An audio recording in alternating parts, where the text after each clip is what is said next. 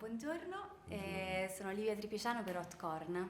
Intanto vi faccio i complimenti per questo film e per questa Venezia e inizio col chiedervi come è stato farvi dirigere da Micaela e che esperienza è stata?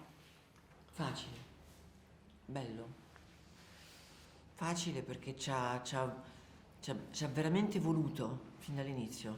Proprio lei sapeva che voleva quell'attore per quel ruolo, fine. Facile perché abbiamo letto qualcosa che era già compiuto, che aveva perfettamente senso, che aveva già sangue dentro, per cui è facile perché ci ha veramente amato.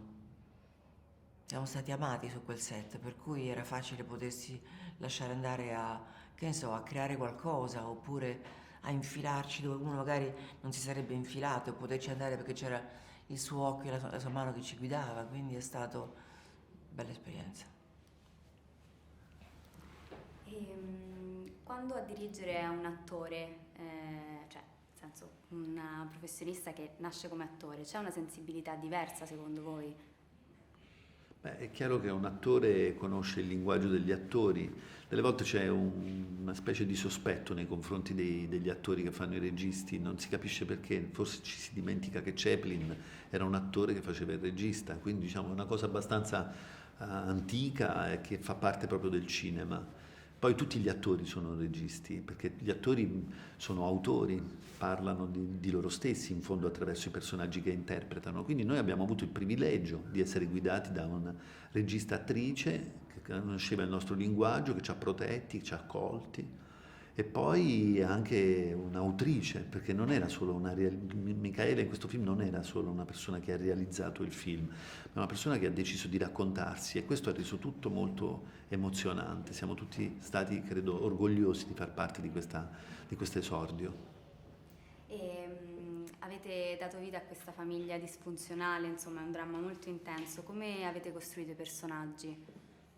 Mi permetto di dire, non per togliere nulla al mio personale lavoro, era tutto già ben scritto, già ben delineato, già ben strutturato. Poi se uno aderisce al progetto e dice questo è un personaggio dove io posso dare molto, insomma poi si fa tutto insieme.